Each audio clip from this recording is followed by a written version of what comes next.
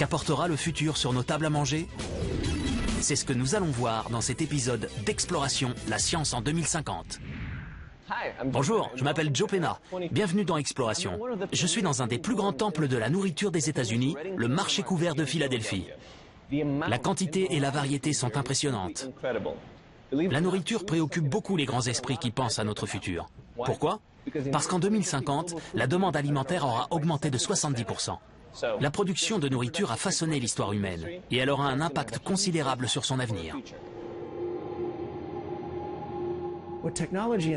Année après année, la technologie et la science nous permettent de constater les dégâts que nous faisons sur notre Terre. Il faut donc se poser la question, quelle doit être notre prochaine invention? Qu'est-ce qui nous permettra de résoudre ce problème? Dans 30 ans, nous serons 2 milliards de plus. Il va donc falloir se demander sérieusement comment nourrir tous ces gens.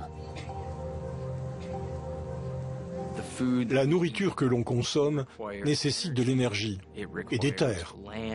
Donc elle peut avoir un impact sur l'environnement. Les terres cultivables viennent à manquer. Le réchauffement de la planète et l'explosion démographique commencent à produire leurs effets. La population mondiale a besoin de plus de nourriture qu'il n'en existe sur Terre. Concrètement, de nombreuses personnes n'ont pas d'accès à l'eau potable ou n'ont pas assez de nourriture pour manger à leur faim. Comme l'espace disponible pour faire pousser cette nourriture se fait rare, certains ont décidé de pratiquer l'agriculture dans des endroits nouveaux. Je suis allé au Texas, dans les locaux de Caliber, une entreprise qui pratique l'agriculture d'intérieur.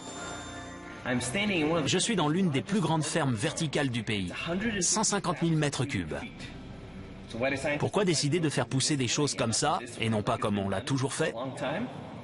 D'abord, c'est un gain d'espace, et en plus, ça permet d'économiser beaucoup d'énergie. C'est quoi l'agriculture verticale? C'est la méthode la plus efficace en termes d'espace pour faire pousser des plantes. On raisonne en 3 dimensions plutôt qu'en 2 dimensions. Le rendement de la ferme verticale est très bon. À l'intérieur, on peut cultiver toute l'année.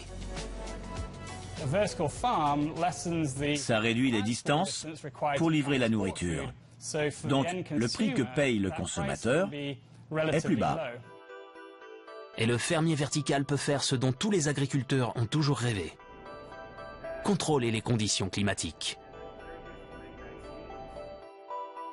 Dans une ferme verticale, pas de sécheresse ou d'inondation. Pas de gel qui tue les plantes. Et le soleil, ou plutôt ses petites lampes à LED, brille jour et nuit. À quoi sert cette lumière rose? Notre devise, jeter un photon, c'est du gâchis. Il ne faut pas gaspiller l'énergie du soleil. La lumière qui nous entoure est appelée lumière blanche. En fait, elle se compose des 7 couleurs de l'arc-en-ciel. Ces couleurs génèrent des niveaux spécifiques d'énergie. Les plantes n'ont besoin que de 2 couleurs dans tout le spectre: le bleu et le rouge. C'est ça qui donne cette étrange couleur rose. Ces fermes sont appelées parfois maisons roses. Avec de la lumière rouge, les plantes poussent en hauteur et retombent. Ce n'est pas idéal. Avec de la lumière bleue, elles sont courtes. Donc pour que ça fonctionne, il faut un mélange des deux.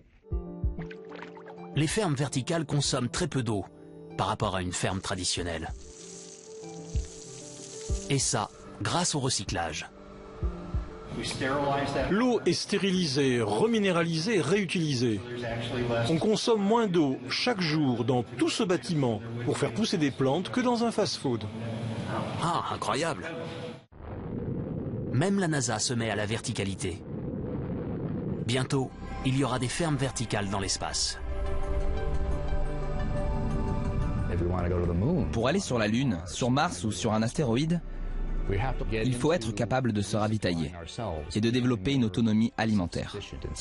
C'est là qu'on a besoin de plantes. Et les fermes spatiales s'inspirent des fermes verticales sur Terre. c'est peut-être le début d'une révolution alimentaire.